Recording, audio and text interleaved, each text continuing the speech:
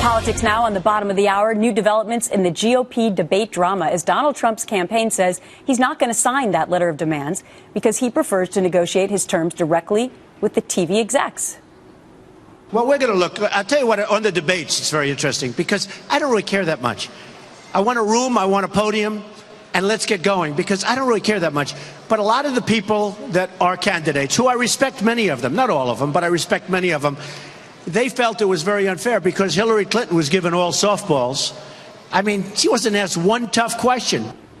Joining me now, Corey Lewandowski, Trump's campaign manager. Great to have you on The Real Story. Thanks. All right, so you go to this Sunday meeting with the other representatives from the other GOP candidates, and it seemed after that meeting like everyone was going to be on board and sign this demand letter for debates coming up. Trump was the first guy then right after to say, nope, not signing it. Why? Well, it's not just a demand letter. You know, what we have with Mr. Trump is a unique individual. He is the greatest negotiator in the field by far. And what we have seen leading up to the previous three debates is that our campaign has negotiated directly with the networks already. So this isn't out of the ordinary for us. We partnered with Dr. Ben Carlson in the last debate to ensure that CNBC limited their structure to 2 hours, allowed some type of opening question and a closing, which wasn't originally part of it. So what we feel is having someone like Mr. Trump at the helm of our campaign, we feel we can negotiate the best deal for us directly with the executives of the network. Okay, so some of the criteria that came out of that meeting was that the candidates wanted to have control over the air temperature in the hall. They wanted to have control over the network's kinds of graphics that they made. I mean, some of these demands seemed a little excessive because they weren't really even about content. Is that what you and Mr. Trump did not agree with, or was it something else? Well, I think what we want to say is, look, let's go and have a lively debate. If the networks want to set the criteria of who's going to be on what is considered the main debate stage, then that's perfectly fine by us. If they want to ask the tough questions, I think Mr. Trump has a clear history of answering the hardest questions from each of the last three debates. All of the pundits have said that he's won these debates, so we feel very comfortable with his debating skills.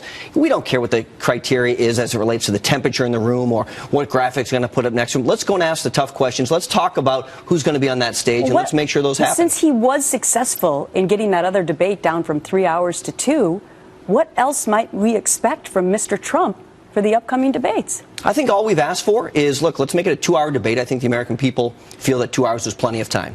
Let's give the candidates an opportunity to have an opening statement and a closing statement. And then let's have some fair and equitable questions. Let's not ask if he's a comic book character or any incendiary questions. Let's ask real questions that the American people want answers to. Let's talk about Syria and ISIS and the economy and jobs and all the problems that our country faces and what your solutions are. Okay. I think that's a fair thing to do. All right, let's take a look at the new national Wall Street Journal NBC poll just released where Dr. Ben Carlson now has overtaken Donald Trump as the top GOP pick, at least in this poll. Senators Marco Rubio, Ted Cruz also surging to number 3 and 4. Governor Jeb Bush behind them, rounding out the top 5. When you're in a room with Donald Trump and he sees a poll like this where he's used to being on top, what's his reaction? Well, that's one of many polls released today. The Reuters poll released today has Mr. Trump 31-18 over Dr. Carlson, a nationwide poll. The polls which were released yesterday in Florida, in Georgia, in Iowa, in New Hampshire. Time and time again, Mr. Trump has been clear and the definitive frontrunner in this race for the GOP nomination. It's a long race. Okay. There's 90 days to go in Iowa. But obviously he's changing his tactics for some of the candidates who are surging. I know you heard this earlier. Listen to what he said about Senator Marco Rubio.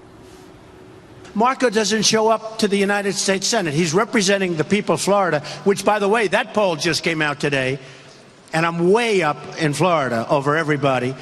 But Marco is a sitting senator, and he doesn't show up for the people of Florida. And I don't think he should be doing that. Okay, he also said that he sweats too much and had other criticisms for him. So is that because Marco Rubio is surging in the polls? No, I think it's a fair statement. If you are elected to do a job and you've chosen not to do that job, and Governor Bush raised this issue during the debate, then you have a choice and an obligation to the people that you're supposed to represent. You can leave the Senate if you want to go and run full time, or you can resign, or you can actually show up and vote every day because you're still being paid by the taxpayers. That's what happens with politicians. They hedge their bets, they run for 2 offices at once, they end up getting nothing accomplished, and that's everything that's wrong with our country and what's broken in Washington. All right. You heard it from Corey, the campaign manager for Donald Trump. Thanks for coming on The Real Story. Thank you.